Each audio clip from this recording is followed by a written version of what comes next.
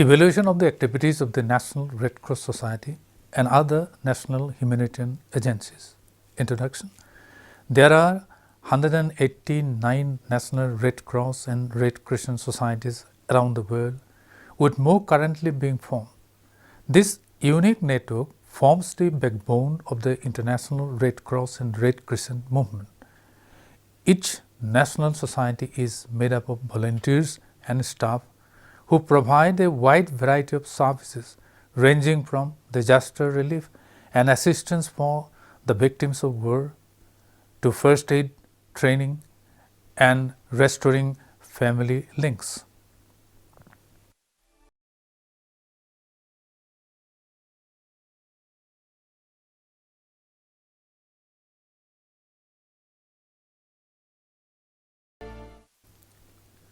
Nature of national societies.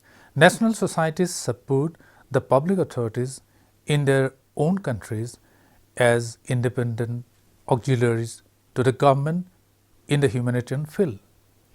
Their local knowledge and expertise, access to communities and infrastructure enable the movement to get the right kind of help where it is needed in a fast manner. National society volunteers are often the first on the scene when a disaster strikes and remain active within the affected communities long after everyone has come and gone. This unparalleled network of community-based volunteers and staff also plays a vital role in ensuring that care, prevention and preparedness programs that are carried out on a day-to-day basis, from visiting chronically ill HIV patients in Africa to organizing early warning drills in hurricane-prone areas of the America. This local presence and community-based approach, coupled with the movement's global outreach, resources and know-how, give the Red Cross and Red Crescent a distinct advantage when it comes to dealing with today's complex humanitarian challenges. The promotion of humanitarian values is an intrinsic part of all Red Cross and Red Crescent activities. The national societies conduct campaigns and speak on behalf of vulnerable people in their own countries.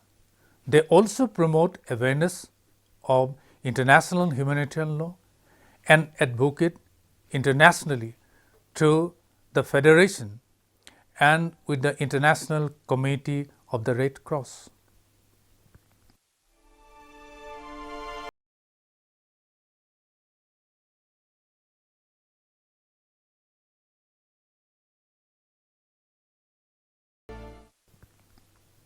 National Society Key Facts.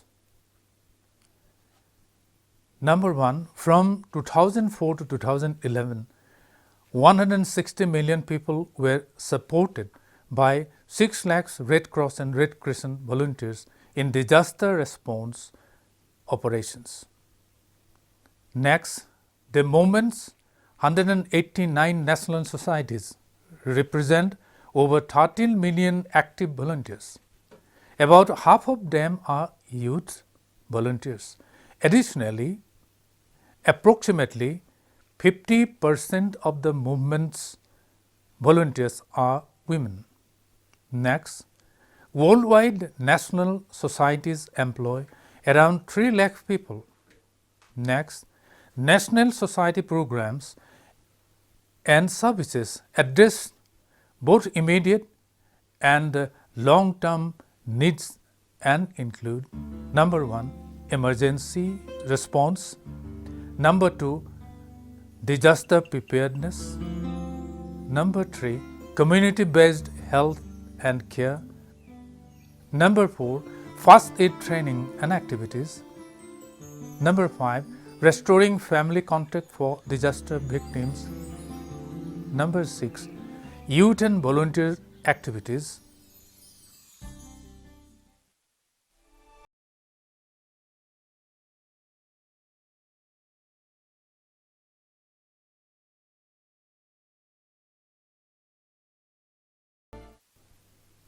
Humanitarian organizations. Humanitarian organizations help to ensure that there is swift, efficient humanitarian assistance available when sudden natural disasters strike or wars begin, or in connection with long-term conflicts. Some of the humanitarian agencies are OCHA, Office for the Coordination of Humanitarian Affairs. Next, UNHCR, Office of the United Nations High Commissioner for Refugees. Next, UNICEF, United Nations International Children's Emergency Fund. Next, UNRWA, United Nations Relief and Works Agencies for Palestinian refugees in Near East. Next, UNFPA, United Nations Population Fund. Next, UNISDR, United Nations International Strategy for Disaster Reduction. Next, ICRC, the International Committee of the Red Cross. Next, IFRC, International Federation of Red Cross and Red Crescent Societies. Next, IOM, International Organization for Migration. Next, GFDR, Global Forum for Disaster Reduction. Next, CERF, United Nations Central Emergency Response Fund. WFP, World Food Program.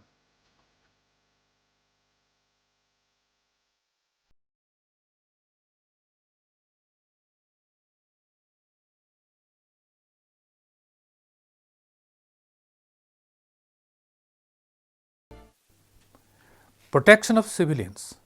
Humanitarian agencies are moved to carry out humanitarian actions by their most fundamental guiding principles, the principles of humanity.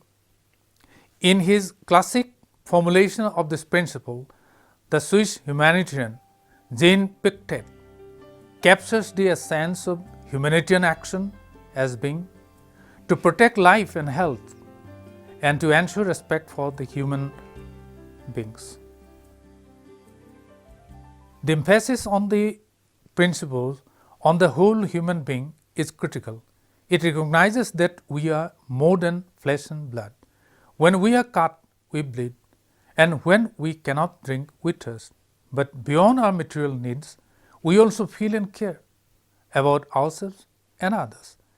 This sense of self-worth and the deep value of being together in family and in community of some kind are as important to protect and assist as are our physical needs. We live emotionally, socially, and spiritually, as well as physically, and so we suffer emotionally, socially, and spiritually too. This most basic insight of humanitarian action makes clear that preserving a person's dignity and integrity as a human being is as much a goal in humanitarian work as ensuring their physical safety and providing for their material needs. The principles of humanity recognizes human beings as much more than physical organisms in the need of the means for survival. As such, humanitarian work extends beyond physical assistance to the protection of a human being in their fullness. This means a concern for person's safety, dignity, and integrity as a human being. Humanitarian agencies are also working for protection of civilians from war and other disasters. Protection needs arise in a variety of situations in which humanitarian agencies tend to be involved, but particularly perhaps in 5 main situations, such as number 1, armed conflict, either international or non-international armed conflict in which the civilian population suffers a range of deliberate violations and abuses, as well as the terrible but unintended consequences occur. Number two, post-conflict situations in which peace has been agreed but the effective rule of law is not yet complete, so the violations and abuses persist and conditions frequently remain life-threatening and personally degrading. Number three, natural disasters, in which a natural hazard combines with poverty and social vulnerability to render people materially, personally, and socially and at extreme risk. Number four, famine, where drought, discrimination, political mismanagement, and or deliberate starvation cause severe food shortage, destitution, and severe economic, social, and personal risk. Number five, protected social conflict, civil strife or political oppression that falls short of official armed conflict, but nevertheless involves a crisis in which discrimination, violence, exploitation, and impoverishment are the constant risk. In all five of these main contexts of humanitarian action, people are exposed to extreme levels of risk and can be forced to engage in equally perilous and exploitative coping or survival strategies. As a result, agencies operating in any one of these contexts are likely to encounter a broad and sometimes similar range of protection needs arising from various violations and deprivations. These various forms of sufferings and indignity are typically the result of the triple dangers of deliberate personal violence, deprivation, and restricted access. These pose extreme risks that continue to prove calamitous or fatal to many millions of people in war and disaster.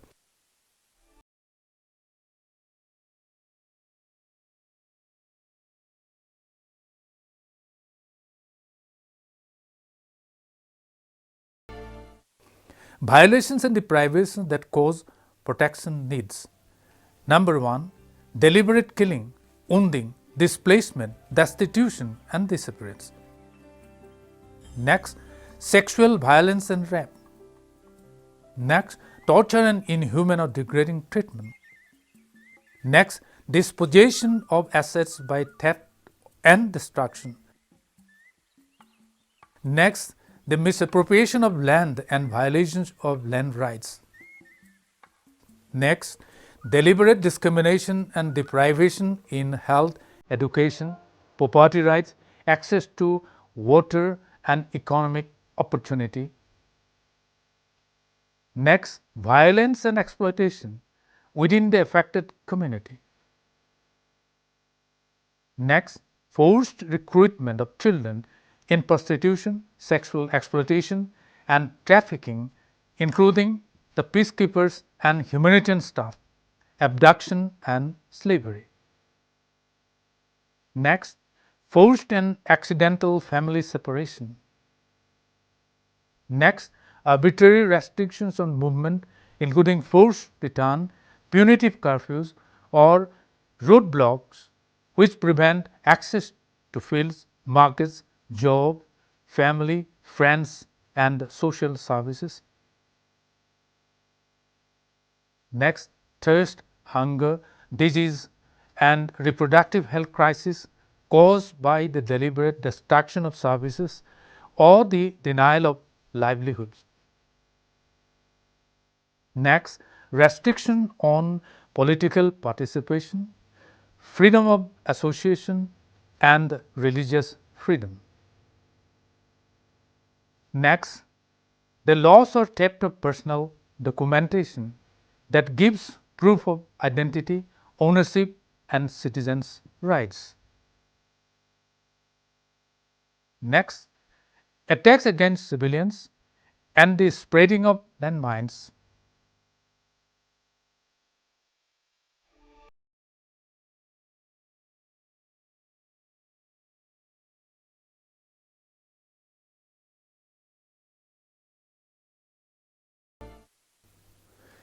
mandated and specialized agencies. Several internationally mandated humanitarian and human rights organizations are charged by states to lead on particular aspects of humanitarian protection and specific groups of protected persons. Among humanitarian agencies, the United Nations High Commissioner for Refugees, UNHCR, is internationally mandated to work with states to ensure the protection of refugees.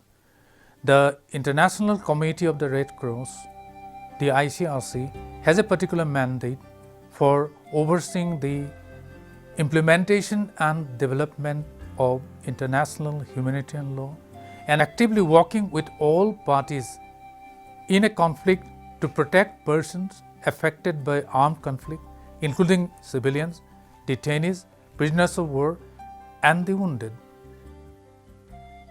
The ICRC mandate also covers protection activities in situations of internal strife and in any situation requiring involvement of a specially neutral and independent institution or intermediary.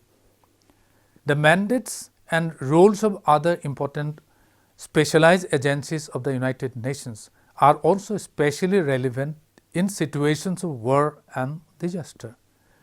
The Office of the High Commissioner for Human Rights, OHCHR, has an international mandate to promote and protect human rights, to take action to prevent human rights violations, and to work with states to realize all aspects of human rights.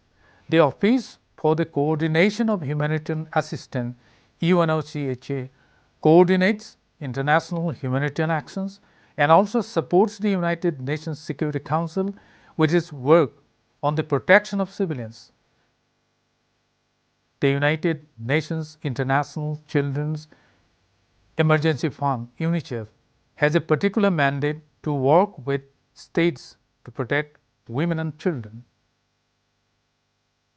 The UN Food and Agriculture Organization, FAO, and the World Food Programme, WFP, are mandated to help states to meet their food security responsibilities. The World Health Organization, WHO, and the International Labour Organization, ILO, are mandated to support states and international efforts to secure health and employment in line with international standards. The International Organization for Migration, IOM, assists with the movement or voluntary return of endangered populations and is engaged in important counter-trafficking recharge and operations.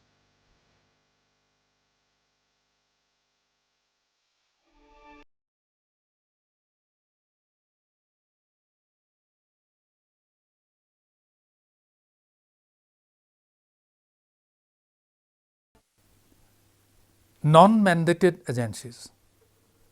Other impartial humanitarian non-governmental organizations, NGOs, are also entitled to offer humanitarian action in support of persons affected by armed conflict and disaster.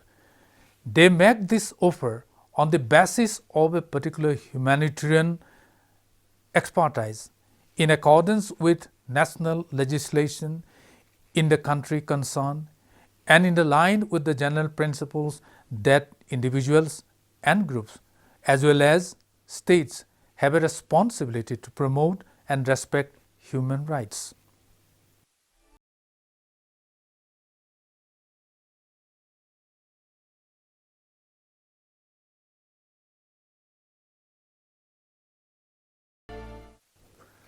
Conclusion: humanitarian agencies have relatively limited means with which to protect civilians.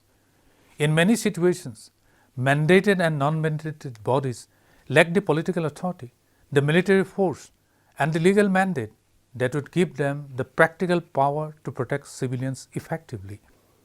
Recognition of this fact is critical to ensure realistic programming, to avoid excessive expectation, and to preserve agency morale. Humanitarian field workers are not the people primarily responsible for protecting civilians. While they must be as creative, as courageous as possible in every situation, they are part of a much wider system of moral, legal, and political responsibility. The tragic truth is that many efforts at humanitarian protection may be found to fail. How agencies understand and deal with this is very important, more so than many other areas of humanitarian assistance. Protective programming often has to operate with a sense of achievement that is as much about trying as succeeding. Often, it will not be humanly possible for humanitarian agencies to protect everyone, but where there is success, it must be valued deeply, even when it involves only one single person.